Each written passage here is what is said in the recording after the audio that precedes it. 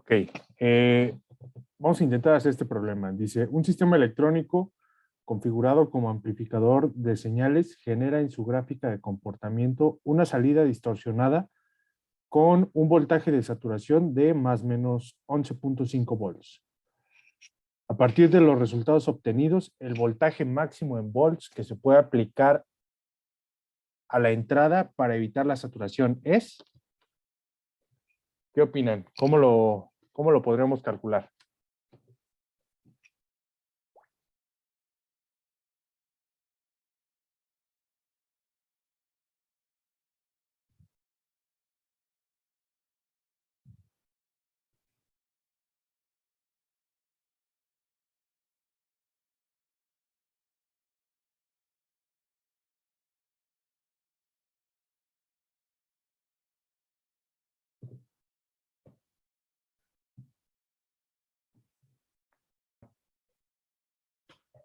Ok. Mencionaste utilizando la ganancia del amplificador. Me parece muy buena idea. Lo primero, pues, sería determinar qué configuración tenemos aquí, ¿no? Eh, ya sabemos que es un amplificador porque tiene una retroalimentación negativa y porque el problema lo dice, ¿no? Eh, la pregunta ahora ¿es un inversor? ¿Es un no inversor? ¿Qué opinan?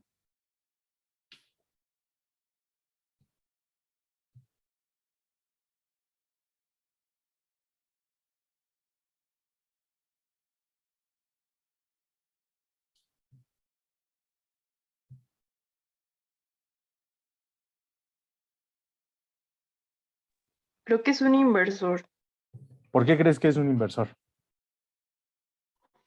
por la entrada del voltaje. Correcto.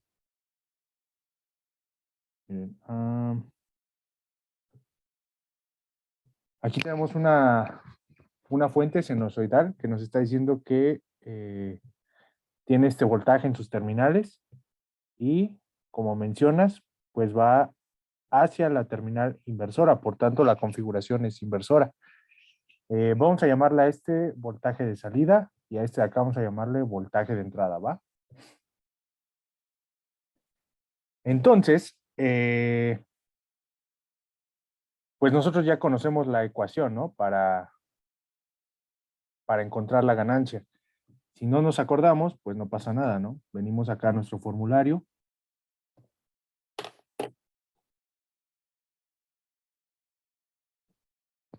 Y nos ponemos en la parte de amplificadores. Vamos a buscar mejor. Control F, amplificadores.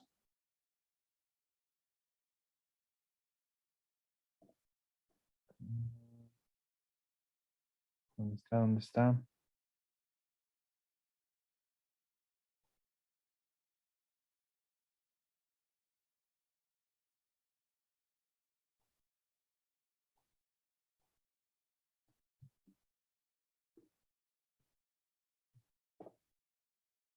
Acá está. Ah, amplificadores operacionales. De estas, ya habíamos mencionado que sería el inversor, ¿verdad? Entonces, su ganancia, pues es esta de aquí. ¿Vale? Menos la resistencia de feedback, la de retroalimentación, entre la resistencia de entrada, ¿no? Entonces regresamos acá a nuestro problema y tenemos, si quieren vamos a ponerlo con la misma letra que lo menciona aquí.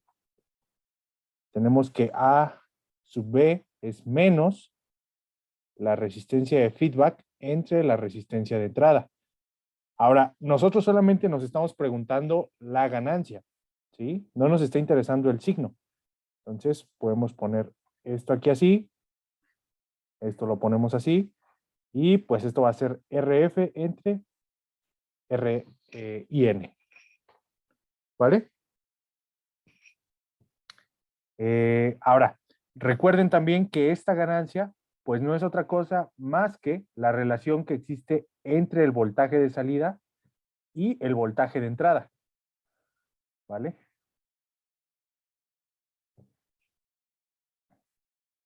¿Qué más? Pues ya con eso, ¿no? ¿Qué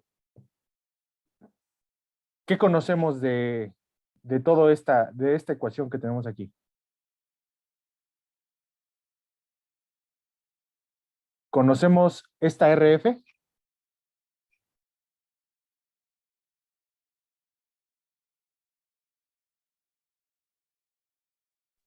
Sí, Sí, ¿verdad?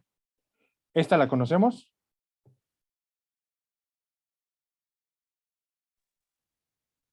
sí, también. Perfecto. ¿Qué más? ¿Qué más nos hace falta? Esto de acá, ¿qué conocemos?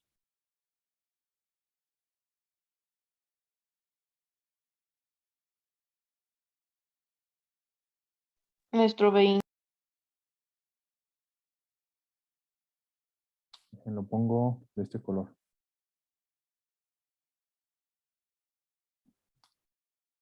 Y ahorita les digo por qué los puse en amarillo.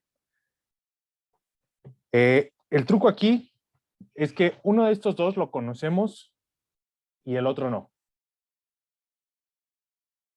¿Cuál creen que conocemos y cuál creen que no?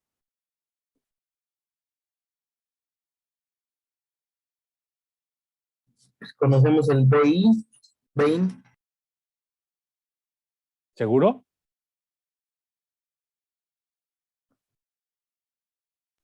Sí, son los 5 RMS. Yo pregunto si están seguros porque, pues precisamente el problema dice, a partir de los resultados obtenidos, el voltaje máximo en volts que se puede aplicar a la entrada para evitar la saturación es... Es el BO, que es el de 11.50. Correcto, ¿sí? El Bain no lo conocemos, ese fue un truco, una jugarreta sucia.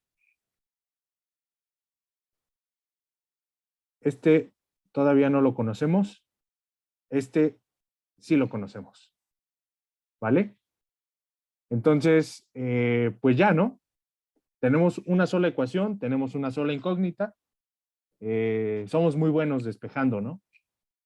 Vamos a considerar todo esto ya sin signo y vamos a decir que, bueno, vamos a reescribirlo aquí abajo, ¿no? V0 entre V y N es RF entre R y N, ¿no? Todo esto en magnitud, nada más. Entonces, lo que queremos encontrar es V y N, ¿cierto? ¿Cómo lo encontramos? Bueno, pues simplemente hay que despejar este V y N, está dividiendo, pasa, más bien multiplicamos ambos lados, ¿no? Esto de acá, pues pasamos con su inversa, entonces vamos a tener V y N es igual a ¿qué? A V0 que multiplica a R y N entre RF. ¿Están de acuerdo?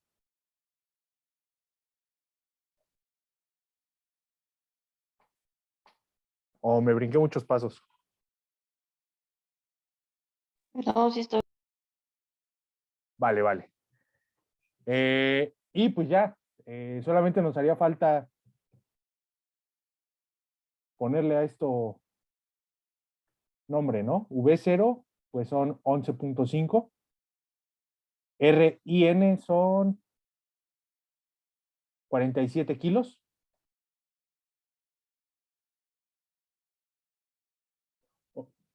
Bueno, ahorita les digo. Y esta acá son 220 kilos. ¿Están seguros que son 47 kilos y no son 100 kilos?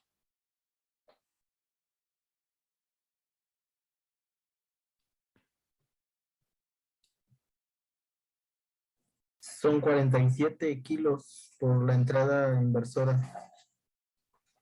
Correcto. Ese es otro truco, ¿no? De la pregunta. Vamos a terminar de hacer la cuenta y les explico esa resistencia que está haciendo, ¿va? Entonces, ah, déjenme ver dónde puse mi calculadora. Estoy seguro que la tenía por aquí. No sean malos, ayúdenme con esa cuentita, ¿no? Lo que encuentro mi calculadora.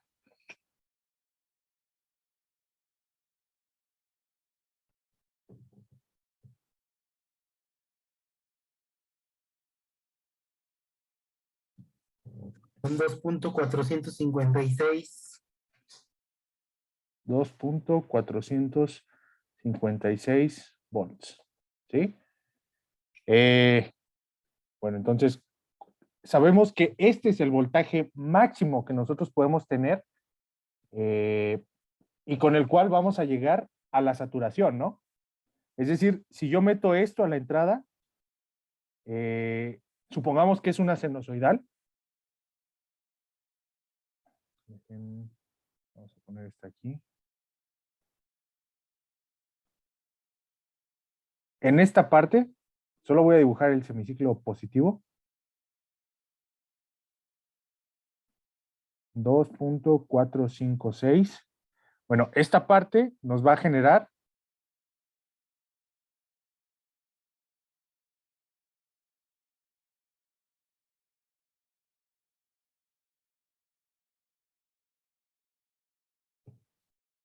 al menos este punto se podría considerar saturación, ¿no? Que si solo es un instante pequeñito y parece que no se deforma, bueno, ese es otro tema, ¿no?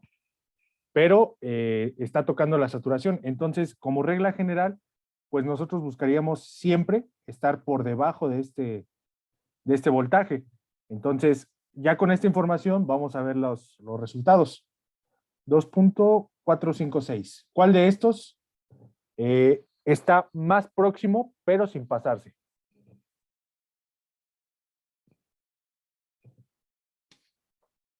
Es el C. El C, correcto.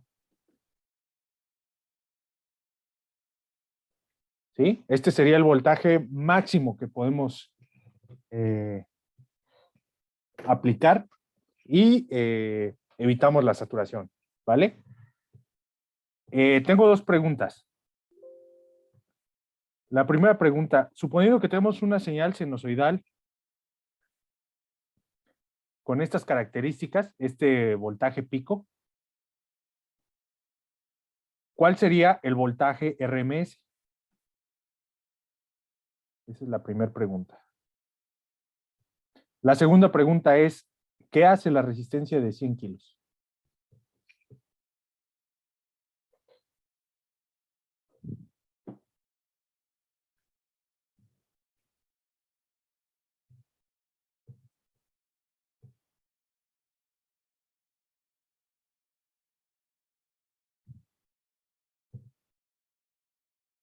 ¿Se acuerdan cómo transformar de voltaje pico a RMS? Son 3.473. ¿Lo hiciste con una multiplicación? No, no, perdón, pero me equivoqué.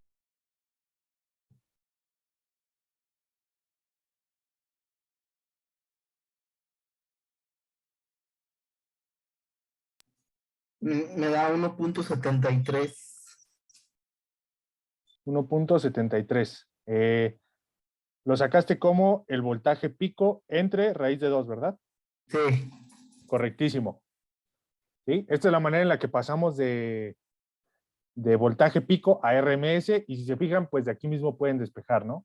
Si el RMS lo multiplican por raíz de 2, pues obtienen el voltaje pico. ¿Va? Ok.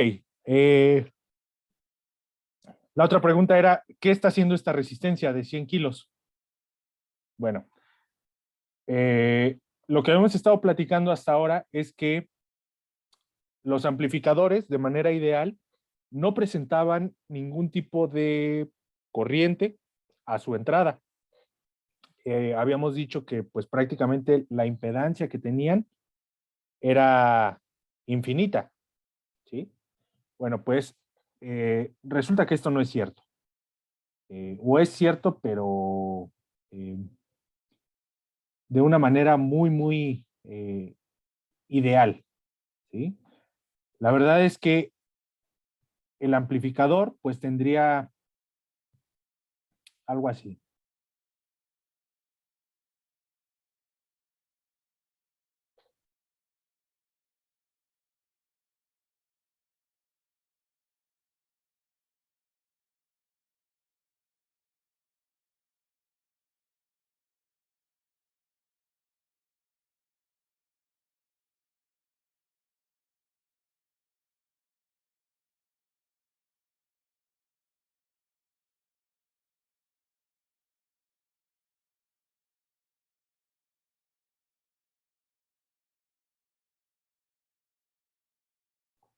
Esta es la terminal menos.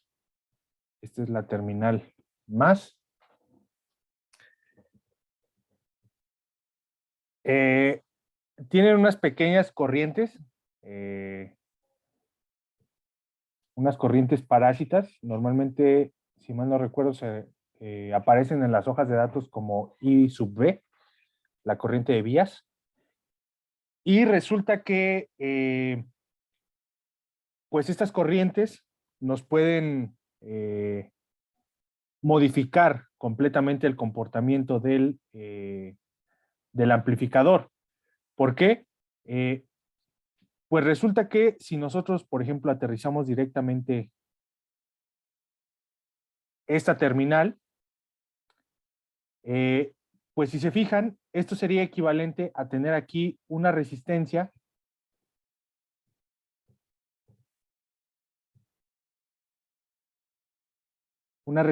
de valor 0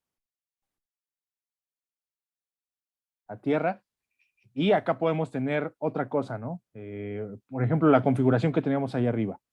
Tenemos esta resistencia aquí, tenemos esta otra resistencia acá.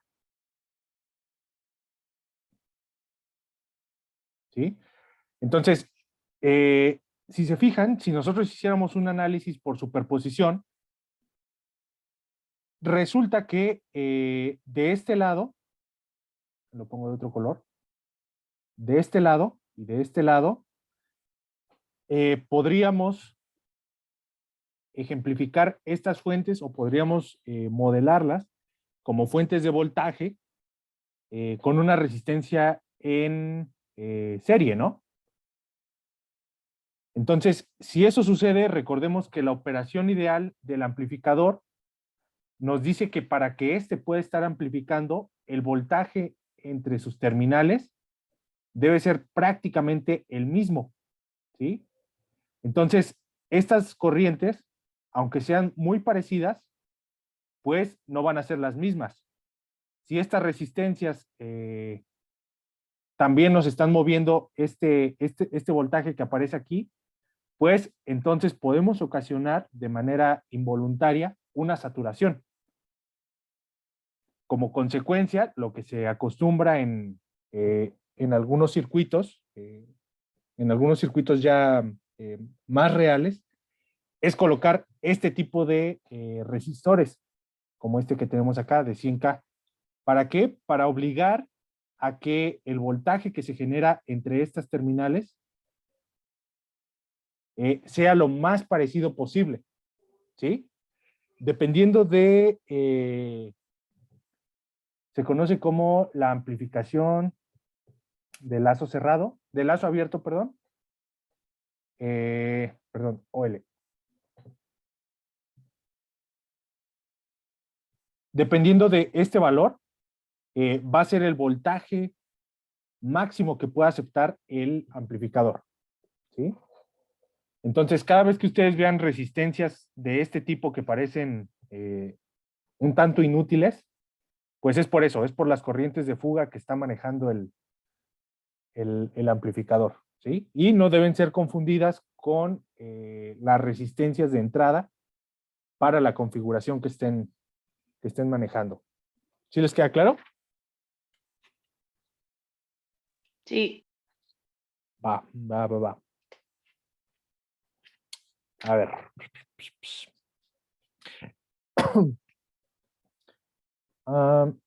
Miren esta pregunta.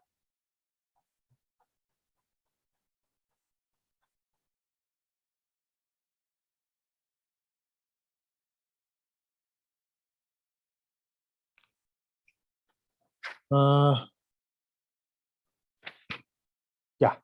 Dice, para encender un ventilador mediante un relevador, se diseña un sistema electrónico basado en las siguientes etapas. ¿Sí? Tenemos selección y calibración del sensor de temperatura. Sí. Programación del sistema basado en un microcontrolador, programación de las salidas del microcontrolador, desarrollo de etapa de salida. El resultado del diseño se muestra en el diagrama siguiente. Aquí está el diagramita. Aquí hay otra imagen del diagrama. Y pregunta, ¿cuál de los puntos de control permite monitorear la calibración de cada sensor? Entonces, tenemos opciones de respuesta, el test point 1, 2, 3 y 4, ¿vale? Entonces, recuerden, queremos calibrar los sensores. Creo que en este se ve mejor. ¿Qué dirían ustedes?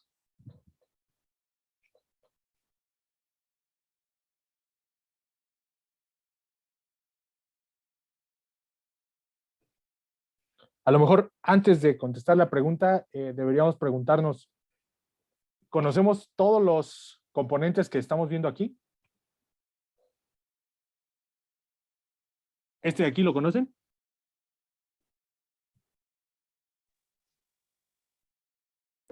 Sí. Sí, ¿verdad? Perfecto. ¿Este de acá lo conocen?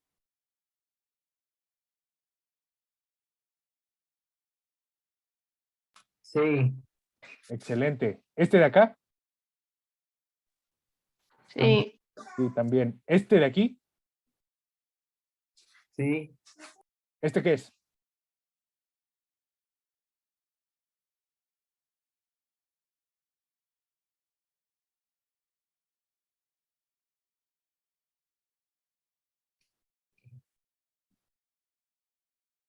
Este es el relay. ¿Sí? Este es el que va a estar controlando creo que decía que era un ventilador, ¿no? A ver, en regreso. Sí, quieres mover un ventilador mediante un relevador. Entonces, este es el relevador o el relay y es el que va a estar controlando el ventilador. ¿Qué más? ¿Este de aquí lo conocen?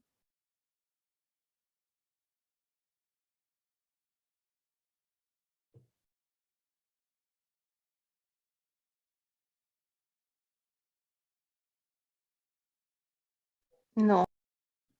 Sí, no sé. Este generalmente cuando están programando aparece así.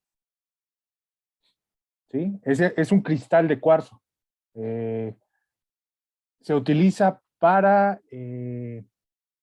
más bien se utiliza dentro de algunos sistemas de oscilación para poder tener oscilaciones estables, ¿sí? Entonces, recordemos que pues los microcontroladores son computadoras chiquititas, ¿sí? Entonces, como las computadoras chiquititas que son, pues nosotros vamos a escribir las... Esperen. Como las computadoras chiquitas que son, pues nosotros vamos a escribir las líneas de código, ¿sí? Pero necesita una cadencia para ir revisando las líneas. Va a empezar aquí y luego va a saltar acá y luego sigue acá y luego sigue acá, ¿sí? Pero el ritmo al cual va saltando lo da un circuito interno que utiliza este componente externo llamado cristal de cuarzo, ¿sí? Generalmente vienen en el orden de los megahertz, no sé, por ejemplo, 4 megahertz. Y seguramente lo han visto varias veces. Déjenles muestro un ejemplo. Ah,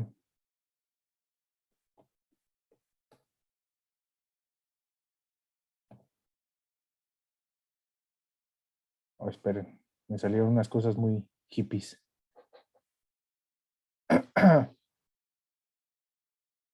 Como estos, ¿no?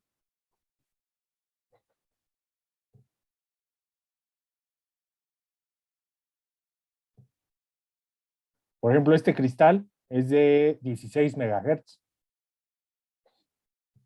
¿Sí? Dependiendo de cada microcontrolador, pues es la frecuencia máxima que va a aceptar. Miren, aquí está uno de 4 megahertz. Hay de este tipo, hay como estos que son un poco más alargaditos, ¿vale?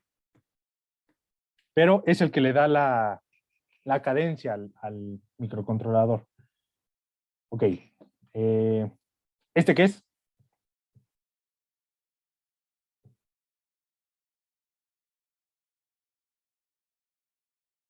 Pues es el microcontrolador. Correcto. El microcontrolador, ¿verdad? Son muy populares esos PIC. La empresa Microchip. ¿Qué me falta? Este de acá, ¿qué es? Bueno, de hecho, esta trae el nombre, ¿no?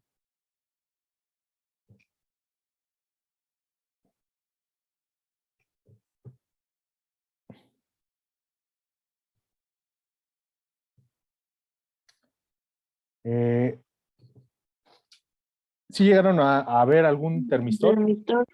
Sí, correcto. Un termistor. Perfectísimo.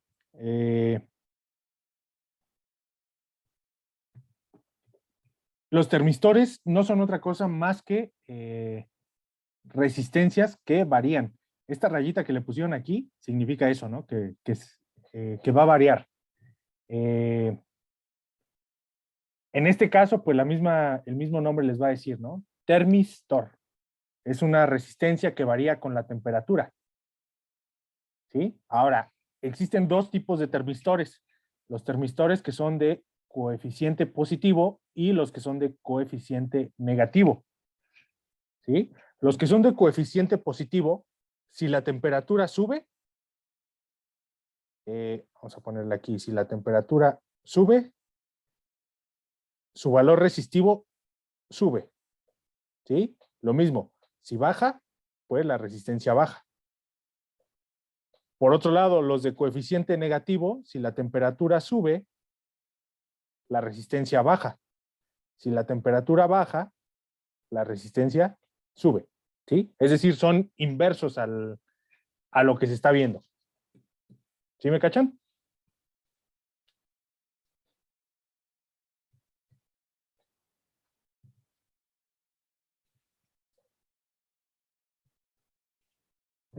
Y por último, ¿esta de acá qué es?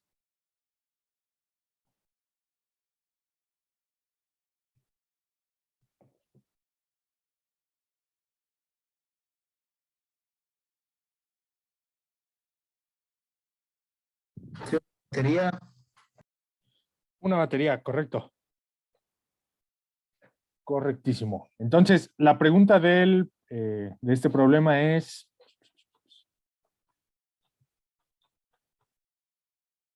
¿cuál de los puntos de control permite monitorear la calibración de cada sensor? Bueno, solo hay un sensor, ¿no? ¿Cuál sería el sensor?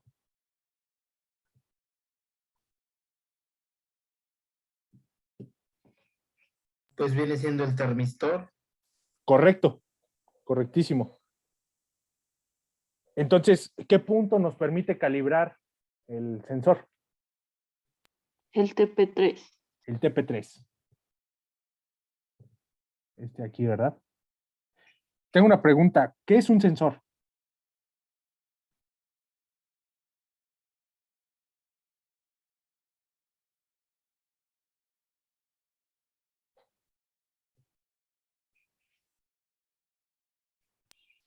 Es algo que convierte una magnitud física a una electrónica. Sí, correcto, correcto. No necesariamente electrónica o eléctrica, podría ser algún otro tipo de, de magnitud, pero sí, en principio sí. Y sobre todo para nosotros, ¿no? Que es a lo que nos dedicamos, lo convierte a algo eléctrico. Perfecto. Aquí tenemos una magnitud física a una magnitud eléctrica, ¿no? Puede ser voltaje, corriente, etcétera, etcétera, etcétera. Vale. Ok, ¿dudas en este problema? ¿Todo bien?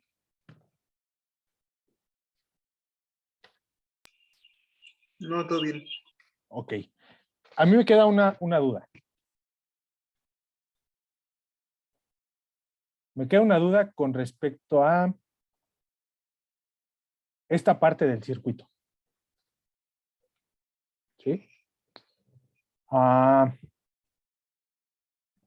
De hecho, se las voy a poner acá. ¿Dónde estamos? Acá. A ver. La primera sería, ¿por qué necesitamos un transistor para controlar el relevador? Comillas, relay.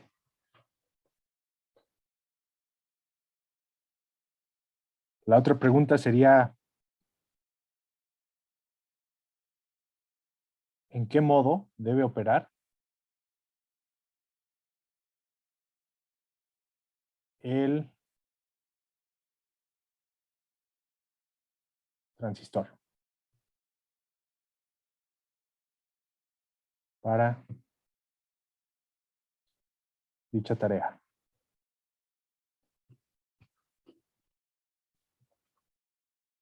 ¿Qué opinan? ¿Por qué necesitamos un transistor?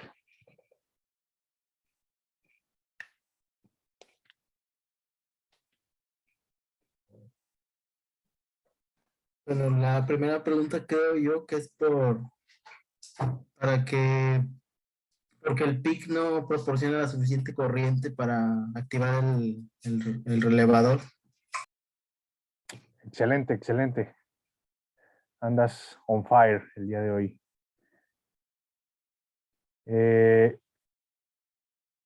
El microcontrolador no suministra la potencia necesaria. De hecho, no estoy muy seguro. Creo que en algunos casos podría llegar a alimentar un relevador, pero vamos, sería todo lo que podría hacer, ¿no? Y ya lo tendríamos trabajando a su máxima capacidad y pues eso no está correcto, ¿no? Entonces, se hace un manejo ahí de potencias. Recuerden que, voy a rayar otra vez aquí.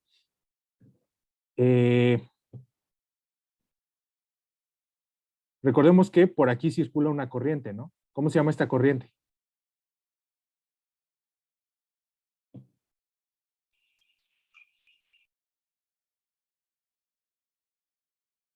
Es lo de colector, ¿no? La de colector, correcto. ¿Y esta de acá cuál sería? La de abajo. La de emisor. Ajá. ¿Y esta? ¿De base? La de base. Correctísimo. ¿Sí? Entonces, si se fijan, nosotros ya sabemos que en una operación activa, es decir, cuando el transistor está funcionando como amplificador, sabemos que la corriente de colector es beta veces la corriente de base, ¿sí? Entonces, por ejemplo, si yo aquí estoy haciendo pasar, no sé, 10 miliamperes, esto de aquí nos está diciendo que por la, por la base está circulando 1 miliamper. Entonces, es lo que decía su compañero. Pues en lugar de demandarle 10 miliamper, pues solamente le voy a demandar 1 miliamper, ¿no? Lo cual, muerto de la risa, lo puede manejar, ¿vale? Ok, entonces, perfectísimo. Esa es una de las razones. La otra de las razones,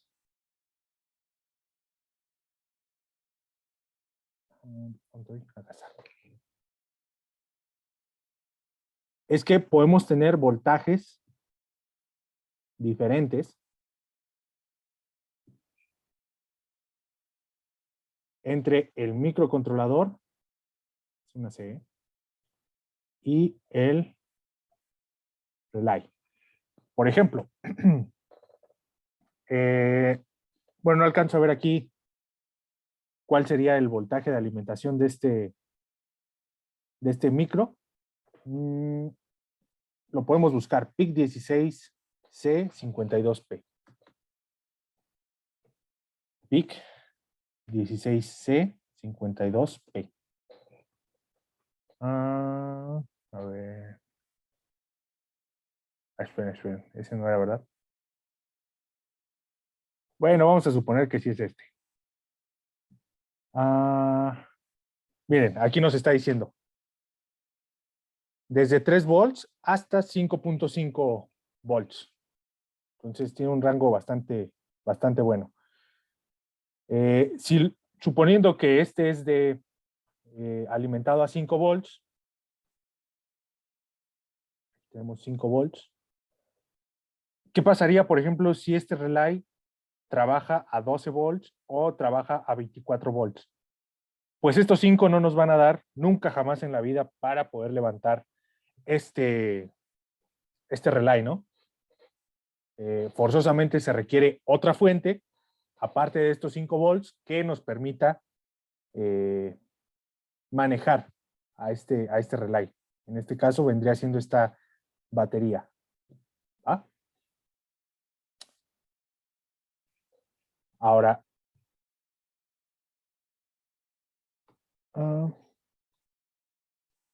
muevo este otra vez.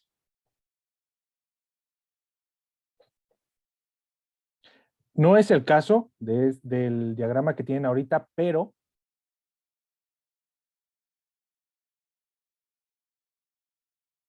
puede permitir el aislamiento entre la carga y el microcontrolador. ¿A qué me refiero con esto?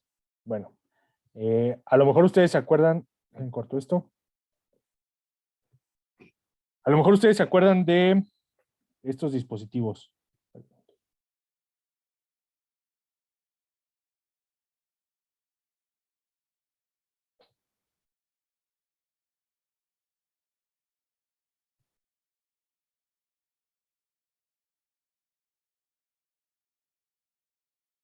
¿Cómo se llamaban estos dispositivos?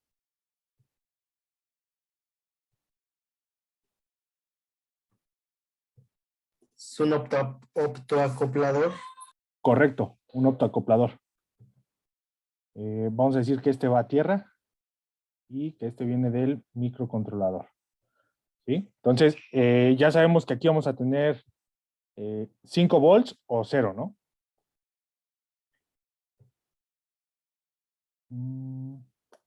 Vamos a suponer, por ejemplo, que este lo conectamos a más 24 volts.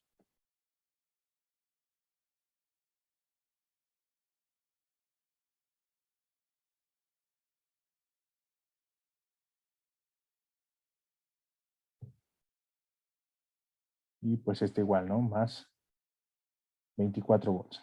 Aquí tendríamos los contactos de el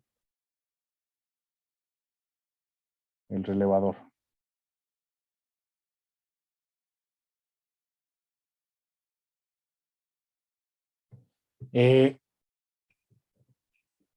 Suponiendo que estas, aquí me faltó poner, este lo vamos a llamar G1, este lo vamos a llamar G2. Suponiendo que estas dos fuentes son completamente independientes, que no tienen nada que ver una con la otra, estas tierras son independientes, es más, están en circuitos separados, pues se fijan que en esta parte no hay literalmente nada, ¿sí? No hay comunicación entre un lado y el otro. El accionamiento se hace de manera visual, como dijo su compañero, a través del optoacoplador.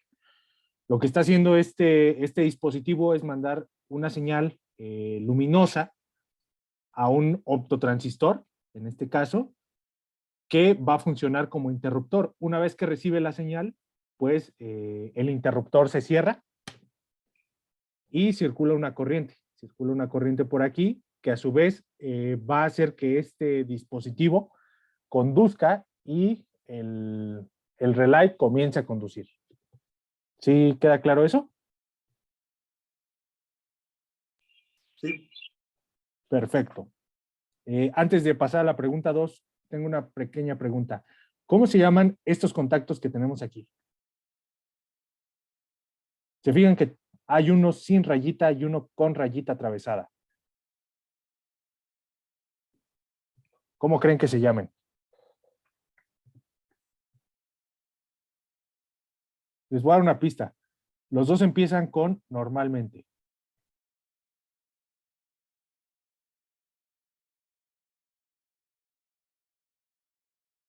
Normalmente abierto y cerrado.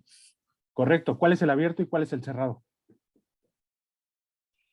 El abierto es el que tiene rayita, el cerrado es el que tiene rayita. El cerrado, el que tiene rayita. Cerrar. Déjenme muevo tantito. Cerrado y abierto. ¿Sí? Esto significa que antes de que se magnetice la bobina del relay, estos contactos tienen este estado, normalmente abierto o normalmente cerrado. Por ejemplo, cuando ustedes en su casa el foco está apagado, podríamos decir que el interruptor que maneja ese foco está abierto, ¿sí? No deja pasar la corriente, como es este caso de aquí. Como es este caso, ¿no? O sea, no hay corriente que atraviese este contacto. En este sí hay, ¿no? Una vez que nosotros apachurramos el interruptor, pues diríamos que está cerrado. Entonces, en este caso, estas son las condiciones iniciales de estos contactos. Y una vez que se energiza el relay, pues el que estaba abierto, perdón, el que estaba abierto se va a cerrar y el que estaba cerrado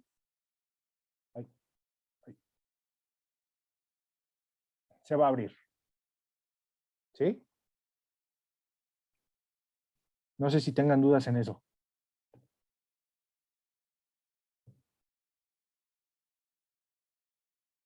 No. Va. Excelente. Excelente. Entonces, la última pregunta. ¿En qué modo debe operar el transistor para poder controlar el interruptor, el relay?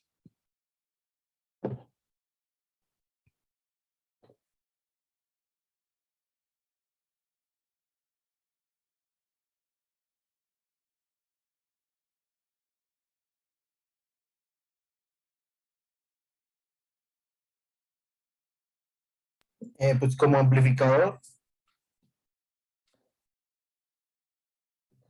Como amplificador.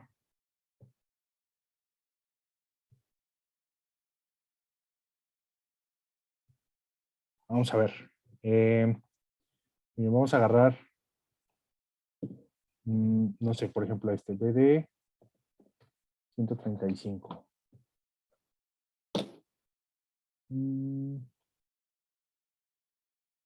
Este está bueno. Vamos a abrir esta. Vamos a buscar un relay.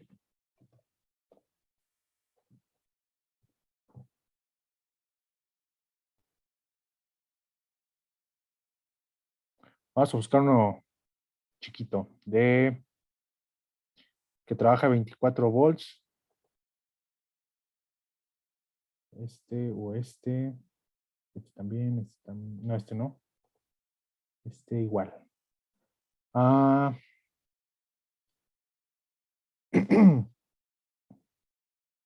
¿Saben qué significa esto que aparece aquí? SPST.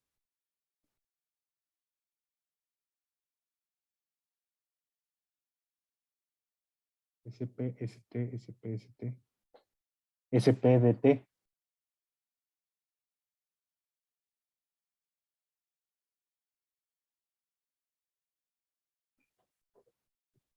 Se los escribo aquí. Tenemos el SPST, que significa single pole. ¿Cómo se escribe esta palabra?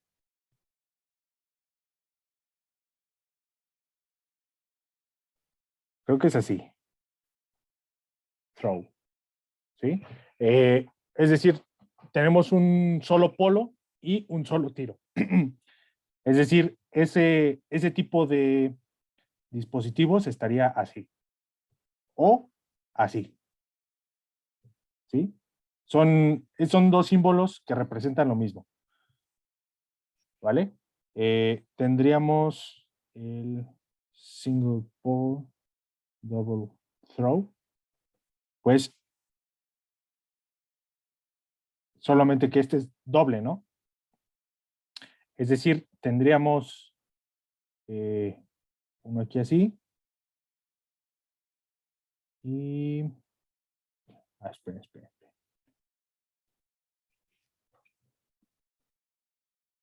Tendríamos este aquí así, este aquí así, tendríamos este aquí así y tendríamos este aquí así. ¿Sí? Es decir, en el primero, cuando la bobina se magnetiza, se cierra, cuando se desmagnetiza, se abre. ¿Sí? O este, se cierra o se abre. En el segundo, en el que es de doble tiro, inicialmente tiene un contacto normalmente cerrado. Cuando se magnetiza, pues el que estaba normalmente abierto, este es común, este es normalmente abierto, se pone en inglés, normally open, normally closed, cambia, ¿no? Cambia el estado. De hecho, este de aquí es el mismo que tenemos aquí, ¿sí? La terminal de en medio es, ¿dónde estoy? Ahí me vi. La terminal de en medio es la terminal común, la de arriba es la normalmente abierto y la de abajo la normalmente cerrado. ¿Vale? Entonces vamos a agarrar uno de estos. Por ejemplo, este. Y al que caiga, ¿no?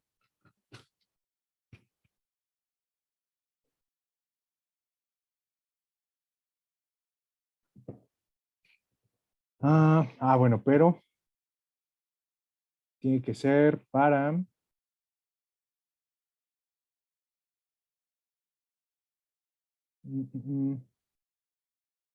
acá.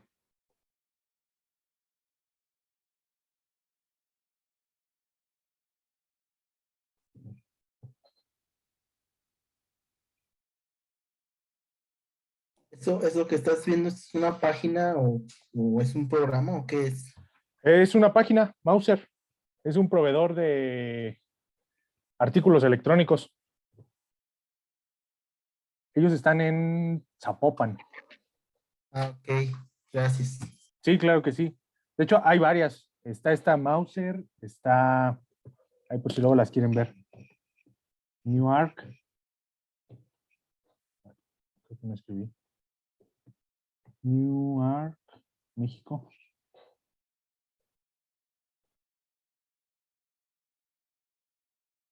También está DGK.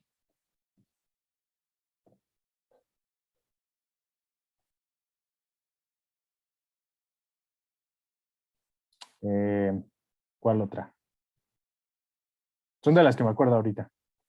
Si me acuerdo ahorita de otra, te digo. Sí, claro que sí. A ver, entonces, vamos a agarrar este de aquí.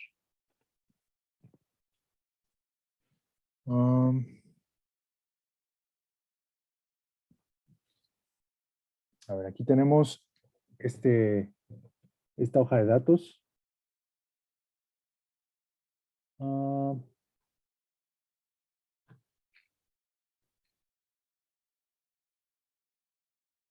ah, ah, ah, ah. Que no me gusta, está muy difícil leer. Vamos a ver. A ver esta. Esta está más padre. Ah,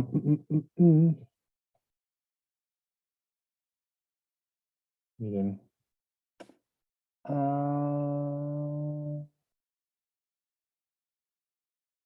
No, no.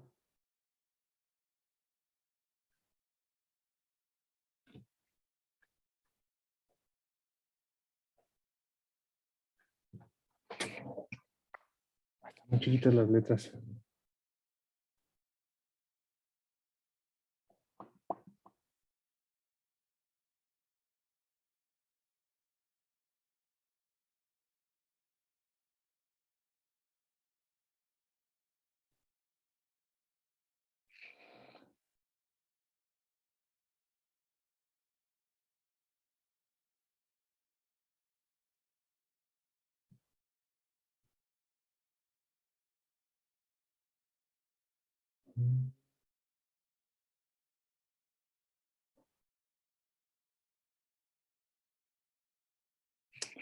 Qué raro, no dan información de la bobina y lo tienen que dar forzosamente. Seguro aquí viene. Aquí está, miren. Les dice que la bobina tiene una resistencia de 1.44 kiloohms y que requiere de 16.7 miliamperes. ¿Vale? Entonces, vamos para acá. En lugar de la bobina vamos a manejar una resistencia de 1.44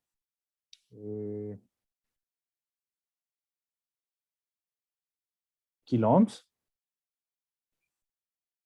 Aquí vamos a tener más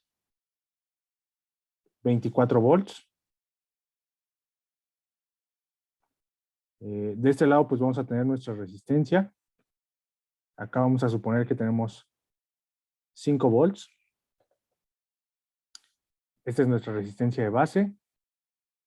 Y de este lado, pues nuestro emisor a tierra. La corriente que necesitamos son 16.7 miliamperes. 16.7 miliamperes. ¿Vale? Entonces, este transistor, pues tiene ciertas características que tenemos por aquí. Fíjense. Yo seleccioné el BD135. Es con el que vamos a trabajar. Pero el PDF les menciona 4. Estos 4 vienen aquí en la misma hoja de datos. ¿Vale? Vamos a bajar un poco. Aquí viene un poco acerca de los límites máximos que les permite manipular este transistor. Por ejemplo, el BD135 permite un voltaje colector a base máximo de 45 volts. ¿Sí? Un voltaje de colector emisor de 45. Un voltaje de emisor a base de 5 volts. La corriente de colector es bastante grande, ¿no? Para lo que queremos. 16.7 miliamperes. Fíjense que a pesar de que esta es la corriente que puede manejar, pues aquí les menciona que puede soportar picos de hasta 3 amperes. ¿Sí? Vamos a ver qué otra cosa tenemos por aquí interesante.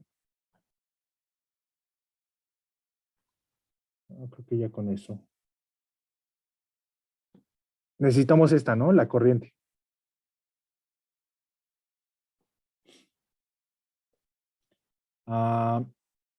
¿Qué tipo de transistor es? ¿Es NPN o PNP?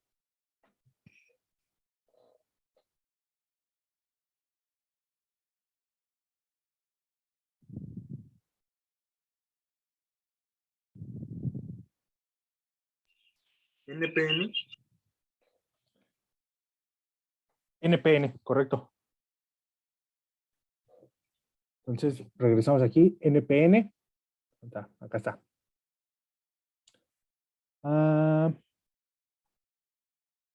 Y nos dice que lo máximo que podemos tener son 250. ¿Sí? La ganancia. Entonces vamos a agarrar esa. Tenemos una beta de 250. ¿Sí? También nos menciona que la mínima pues anda como entre 25 y 40. Ahorita vamos a ver qué onda con eso. Ok, entonces, con esta información, ¿cómo podrían calcular esta resistencia? Si quieren, voy a poner pausa, tómense 5 minutos y me dicen qué les da, ¿va? Vale, entonces, vamos a ver. Si nosotros quisiéramos resolver este problema así como va directamente, pues nosotros sabemos que por aquí circula una cosa que se llama corriente de base. ¿Sí?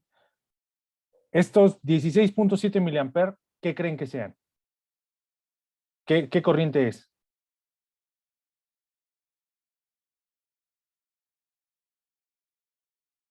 Pues es beta veces la corriente de base.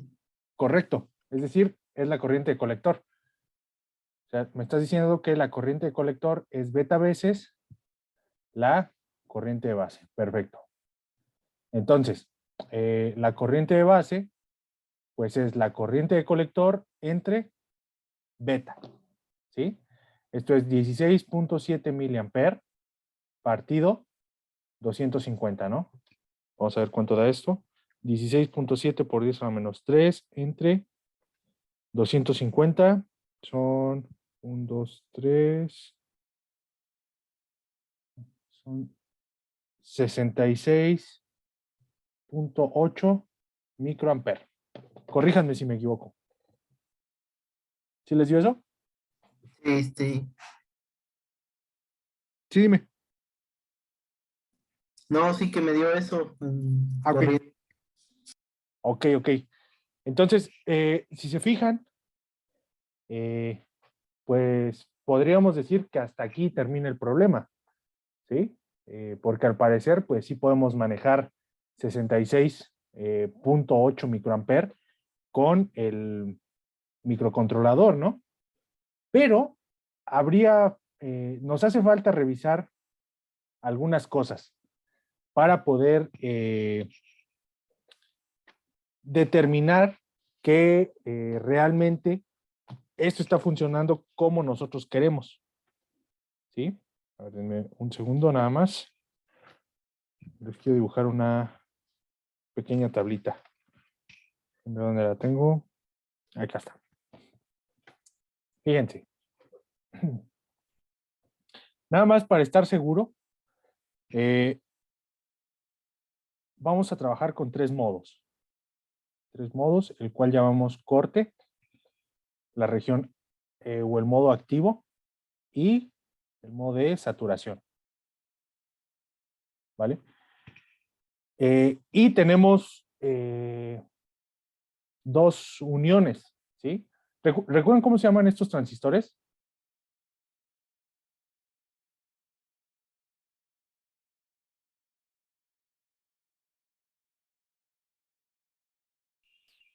No, ya no me acuerdo. Son los BJT, ¿no? ¿Y se acuerdan qué significa BJT?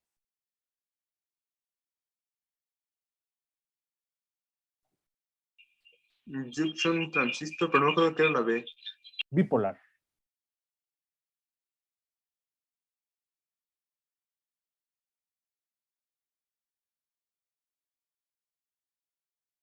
Es un transistor de unión bipolar, ¿sí? Es decir, tenemos 2 uniones.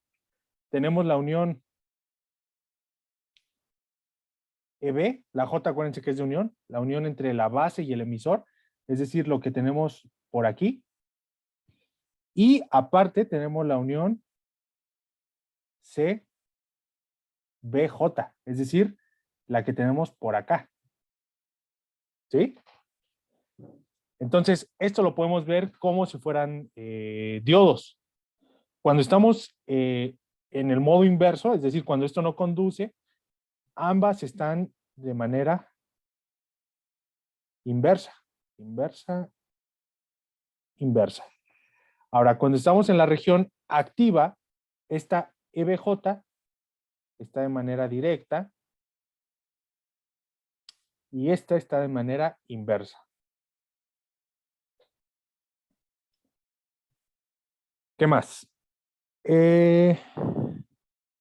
Y finalmente la saturación, pues es cuando ambas están polarizadas directamente.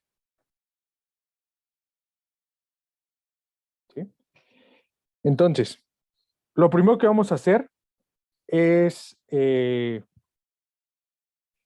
determinar cuál es el voltaje de colector.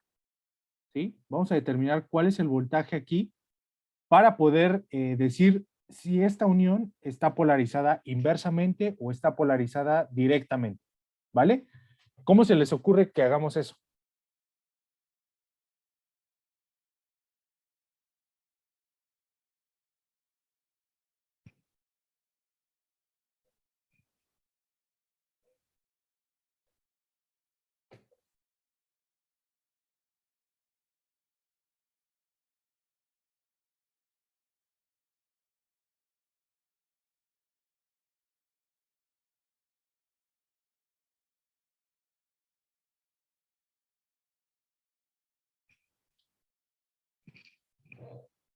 les voy a dar una pista.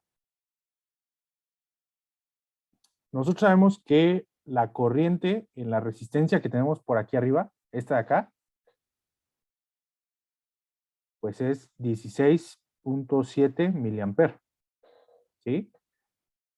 Y aquí vamos a tener voltaje de colector, pues estos 16.7 se van a formar por la diferencia de 24 menos el voltaje de colector entre 1.44 kilo ohms. ¿Sí? ¿Sí están de acuerdo? Sí, Perfecto. Entonces, de aquí vamos a despejar nada más el voltaje de colector. Este voltaje de colector, este lo voy a pasar multiplicando para acá. 16.7 miliamperes por 1.44 kilo ohms. Ajá. Ah, bueno, y acá me quedaría 24 menos esto, ¿no? 24 menos esto de acá. Así quedaría el despeje. ¿Están de acuerdo? sí. Perfecto. ¿Cuánto les da esto?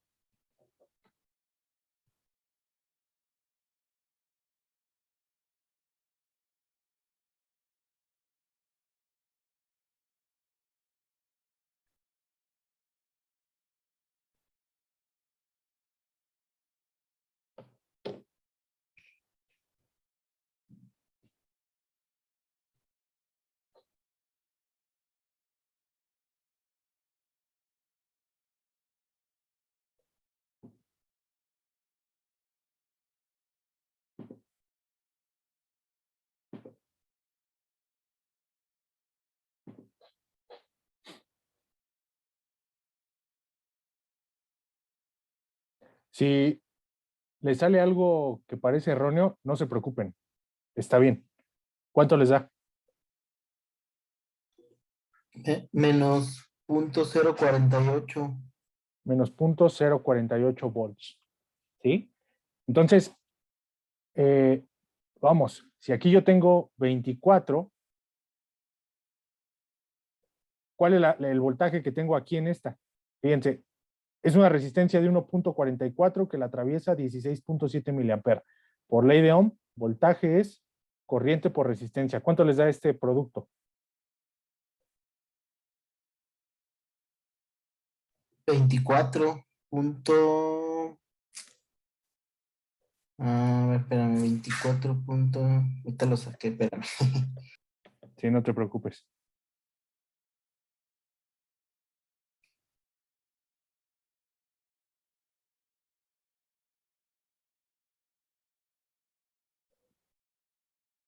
.048. Correcto. ¿Sí? Entonces, esto nos está diciendo que el voltaje que está quedando aquí, pues es más grande que el que tenemos acá. ¿Sí? Por tanto, ni esta corriente es verdadera, ni este voltaje es verdadero, y por consiguiente, este VC tampoco es el verdadero. Esto se debe a que nosotros asumimos que estábamos en la región activa, en la de amplificación, y eso no debería ser así. Nosotros deberíamos estar trabajando en la región de saturación. ¿Sí? Déjenlo, lo resuelvo de volada porque ya se nos va a acabar el tiempo. Fíjense, nosotros tenemos 24 volts, ¿sí? Tenemos una resistencia de 1.44 kilo ohms. De este lado vamos a tener nuestro transistor. Aquí vamos a tener nuestra resistencia de base. Acá tenemos los 5 volts, ¿sí? ¿Qué más? ¿Qué más nos falta? Nada más. Cuando nosotros asumimos que tenemos este transistor saturado, va a aparecer un voltaje aquí. Recuerden que el voltaje entre esta y esta terminal se conoce como voltaje colector emisor. Va a aparecer un voltaje que es aproximadamente entre 0.1, si está muy saturado, hasta 0.3 volts. ¿Sí? Entonces, vamos a agarrar este 0.3, que es un voltaje más amistoso, ¿no? Si nosotros agarramos ese voltaje ahí, pues estamos diciendo que el voltaje de colector son 0.3, ¿sí? ¿Por qué? Pues porque el voltaje de colector lo estamos midiendo con respecto a tierra y el emisor está a tierra, entonces es lo mismo el voltaje colector-emisor que el voltaje de colector por el hecho que el emisor está a tierra. Si tuviera una resistencia aquí, esto ya no es válido. ¿Sí estamos de acuerdo?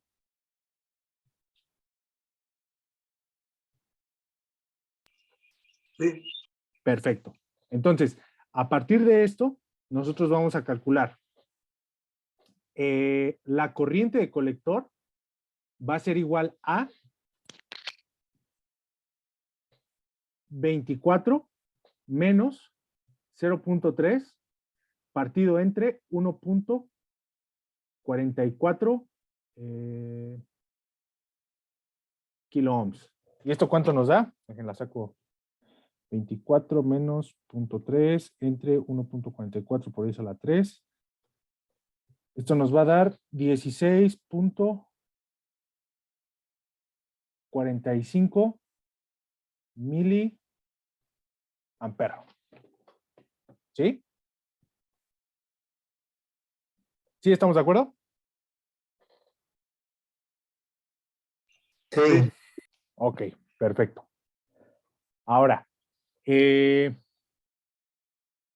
nos faltaría aquí? Bueno, si recuerdan, habíamos dicho que la beta para la región, de hecho vamos a ponerla aquí, activa o para amplificar, amplificación, estaba alrededor de 250, pero también nos decía el mismo PDF, vamos a regresar,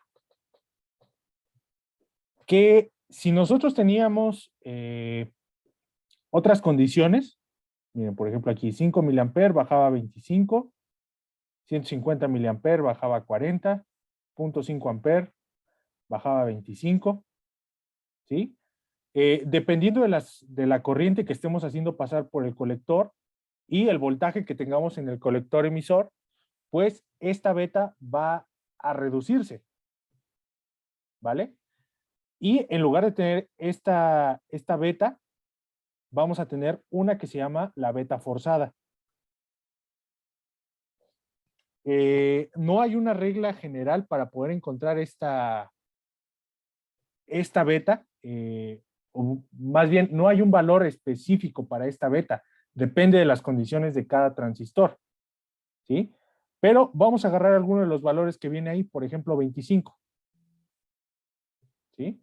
Si agarramos este valor de 25, a partir de aquí todo es igual a como lo habían calculado.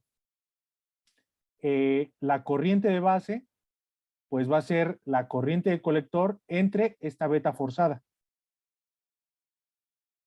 Es decir, ¿cuánto tenemos acá? 16.45 miliamperes entre 25.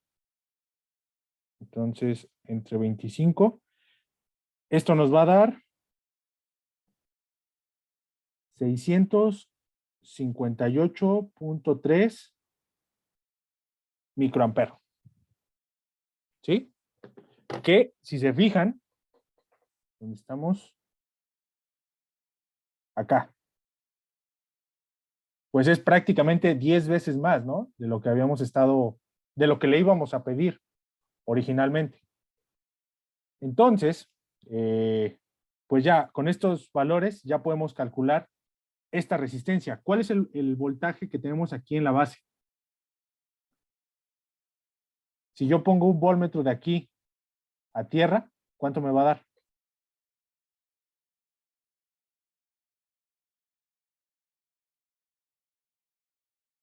Recuerden que este triangulito es como si tuvieran un diodo aquí. Entonces, aquí les va a aparecer un voltaje aproximado de 0.7 volts. ¿Sí? Entonces, la resistencia de base, a partir de las leyes de de la ley de Ohm, pues nosotros ya sabemos que el voltaje de la base es la corriente de la base por la resistencia de la base. Conozco el voltaje de la base, que son 0.7, conozco la corriente de la base, que son estos que acabo de calcular, me falta la resistencia, entonces RB es voltaje de la base entre corriente de la base. A ver.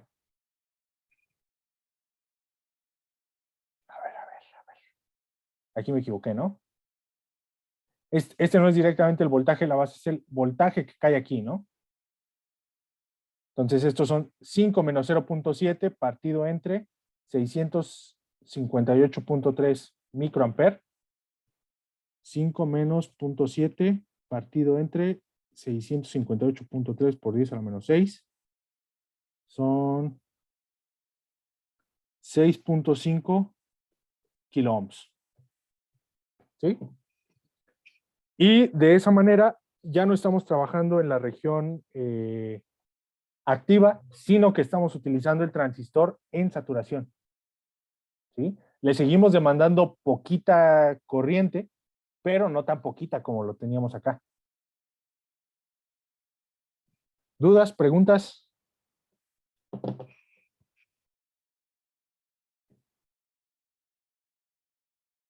¿No? ¿Todo bien? Bueno, pues si no hay más dudas, nos vemos el día de mañana. Gracias.